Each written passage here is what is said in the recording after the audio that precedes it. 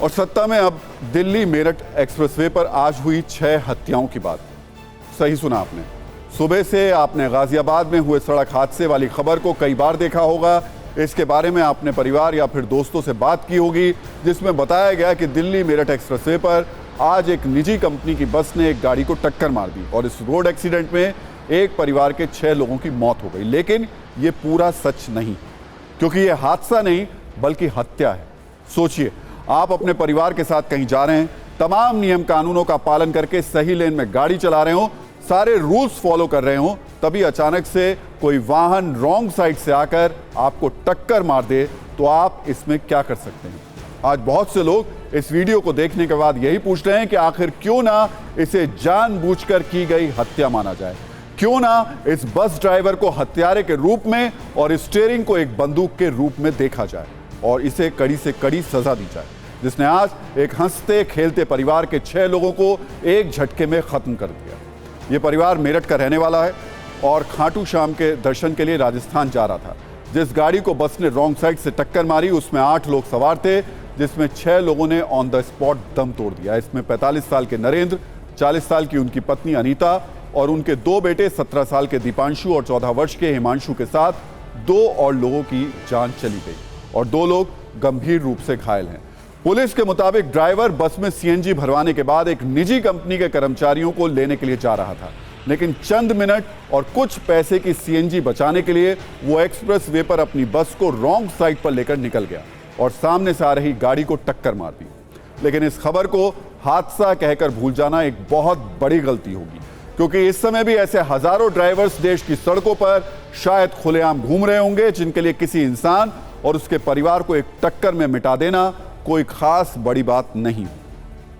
लेकिन आज एक सवाल पूछना और जरूरी है कि आखिर इन 6 हत्याओं के लिए कौन कौन जिम्मेदार है। इसके लिए हमने जिम्मेदारी की एक चेन भी बनाई है, जिसमें पहला नाम उस बस के ड्राइवर का है जो रॉन्ग साइड पर अपनी बस के साथ मौत बनकर निकल गया।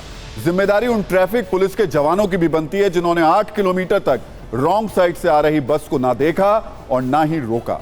जिम्मेदार वो सोता हुआ सिस्टम भी है जिसने दिल्ली मेरठ एक्सप्रेसवे पर भर भर कर सीसीटीवी तो लगा दिए, उनकी लाइव मॉनिटरिंग भी की जाती है। तो आखिर किसी की नजर गलत दिशा में आ रही उस बस पर क्यों नहीं गई? क्या सीसीटीवी सिर्फ लोगों के बड़े बड़े चालान काटने और कमाई करने के लिए लगाए गए? इस हादसे के पीछे वो कमजोर कानून भी जिम्मेदार है जो ड्राइवर पर सिर्फ गैर इरादतन हत्या का केस दर्ज कर लेगा, फिर ड्राइवर को आसानी से जमानत मिल जाएगी। इसलिए सवाल पूछना जरूरी है कि आखिर लापरवाही से गाड़ी चलाने पर, लोगों को ऐसे मार देने पर सख्त कानून क्यों नहीं बनते हैं? जिस बस ड्राइवर को हिरासत में लिया गया उसे भी पता है कि उसका ज्यादा कुछ नहीं बिगड़ेगा। वो भविष्य में भी किसी बस को उसी लापरवाही से चलाएगा, किसी परिवार के भविष्य की रेखा को मिटा देगा, क्योंकि उसके दिमाग में है हो गया तो हो गया। और जब दिमाग में ये बात हो, ये सोच हो, ये एटीट्यूड हो, तो ऐसे हादसे होते रहेंगे। अब हम आपको इस खबर पर एक छोटी सी रील दिखाते हैं, फिर आपको बताएंगे आखिर क्यों भारत में होने वाले सड़क हादसे आतंकी हमलों से भी ज्यादा खतरनाक है।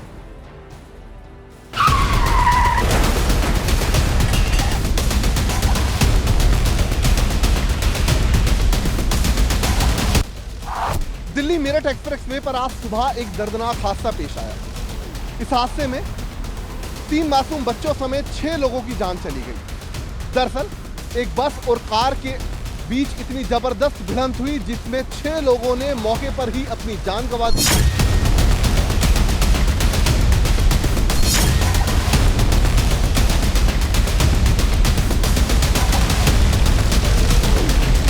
जो आप मेरठ दिल्ली एक्सप्रेसवे देख रहे हैं, जो कि उल्टा मेरठ के लिए जाता है, इस रास्ते पर रॉन्ग साइड जाता है। और ये जिस जगह मैं खड़ा हूं, ये वो जगह है जहां पर दरअसल बस ने रॉन्ग साइड एंट्री ली थी इस एक्सप्रेसवे पर, और यहां से जहां पर यह हादसा पेश आया, इस पूरी दूरी की अगर हम बात करें तो तकरीबन 7 से 8 किलोमीटर की है।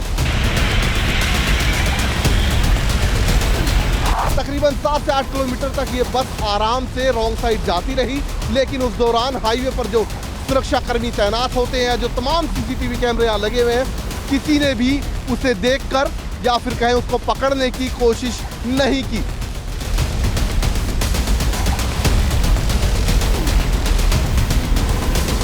रॉन्ग डायरेक्शन से आती हुई स्कूल बस जिसमें सिर्फ ड्राइवर था, उसने इस गाड़ी में टक्कर की है। मानता लगभग 80 से 100 के बीच स्पीड थी दोनों गाड़ियों की, बट जैसा मैंने कहा कि क्योंकि बस रॉन्ग लेन में आ रही थी इसलिए ये एक्सीडेंट हुआ है।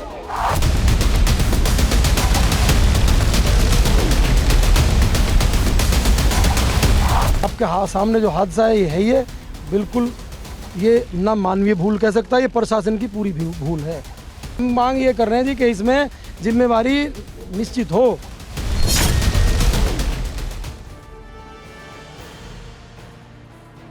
बहुत अफसोस की बात है कि इस देश में रॉन्ग साइड गाड़ी चलाने को शान समझा जाता है और इससे हासिल क्या होता है? चुल्लू भर पेट्रोल की बचत, चंद मिनट की बचत, लेकिन रॉन्ग साइड ड्राइविंग की वजह से एक पूरा परिवार भी खत्म हो सकता है। फिर भी लोग गलत दिशा में गाड़ी चलाने के बहाने क्या क्या बनाते हैं। थोड़ा सा जल्दी में हूं, कौन इतना लंबा यू टर्न ले, बस थोड़ी ही दूर तो रॉन्ग साइड जाना है। कुछ लोग दूसरों को देखकर गलत दिशा में जाना शुरू कर देते हैं। ऐसे लोगों को लगता है कि जब बाकी लोग ऐसा कर रहे हैं तो उनके अकेले नियम पालन करने से क्या हो जाएगा, थोड़ा तेल और समय बच जाता है। और कई बार गलत दिशा में गाड़ी चलाने का यह भी तर्क देते हैं कि सुबह सुबह सड़क तो खाली है, लेकिन शायद ये बहाने किसी की जान ले सकते हैं। और गाजियाबाद में आज सुबह सुबह जो कुछ हुआ वो इसका सबसे बड़ा सबूत है। आज ये भी पूछा जाना जरूरी है कि क्या इस देश की जनता सिर्फ टोल देने के लिए ही बनी है? टोल के बदले सड़कों पर, हाईवे पर, एक्सप्रेसवे पर सुरक्षा की गारंटी कौन देगा? जिस दिल्ली मेरठ एक्सप्रेसवे पर आज ये दर्दनाक हादसा हुआ, उसके टोल से हर साल करीब 100 करोड़ रुपए की कमाई होती है। दिल्ली से मेरठ तक का टोल करीब 160 रुपए लगता है, जो 2 साल पहले 140 रुपए था। यानी दिल्ली मेरठ एक्सप्रेसवे पर चलने के लिए आप हर किलोमीटर के 2 रुपए 66 पैसे देते हैं, लेकिन हमें रोड सेफ्टी की गारंटी कौन देगा? इसका जवाब नहीं। रास्ते में किसी बस की टक्कर से मौत नहीं होगी, ये कोई नहीं बताता। कोई ड्राइवर मौत बनकर रॉन्ग साइड से नहीं आएगा, ये कोई सुनिश्चित नहीं करता। और जहां जा रहे हैं सही सलामत पहुंचेंगे, ये भरोसा कोई नहीं देता। आज गाजियाबाद की इस खबर पर सत्ता की कुंजी तैयार करते वक्त हमें एक और चौंकाने वाला तथ्य मिला और मुझे लगा कि ये बात अपने न्यूज़ मित्रों से ज़रूर शेयर करनी चाहिए। साउथ एशिया टेररिज्म पोर्टल के मुताबिक साल 2000 से 2023 के बीच भारत में 4174 बड़ी आतंकवादी घटनाएं हुई, जिनमें कम से कम 21,468 लोग मारे गए। लेकिन आपको जानकर हैरानी होगी कि सड़क दुर्घटनाओं में हर साल औसतन 1.5 लाख लोग मर जाते हैं और इन मौतों पर कोई शोर नहीं होता। कोई नेता यह वादा नहीं करता कि वो सरकार में आने के बाद इन मौतों को रोकेगा। इस मुद्दे को राजनीतिक दल अपने चुनावी घोषणा पत्र का हिस्सा नहीं बनाते। जबकि सड़क दुर्घटनाओं के मामले में भारत की स्थिति पूरी दुनिया में सबसे ज्यादा खराब है। दुख की बात यह है कि जो लोग सड़क हादसों में मरते हैं, उनमें सबसे ज्यादा 70% लोग 18 से 45 साल के होते हैं, यानी युवा होते हैं। अपने परिवारों और देश की अर्थव्यवस्था को चलाने वाला इंजन होते हैं। लेकिन चुनाव के दौरान मुफ्त की घोषणाएं तो हो जाती हैं, लेकिन मुफ्त की मौत की बात कोई नहीं करता है। गाजियाबाद में एक ड्राइवर की गलती की वजह से पूरा परिवार खत्म हो गया।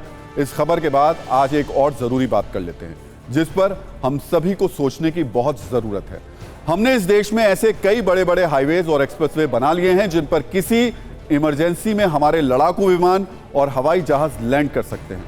लेकिन अफसोस की बात यह है कि आज भी हमारे देश में ऐसे बहुत से लोग हैं जो सड़क पर अनुशासन से चलने की तमीज नहीं सीख सके हैं।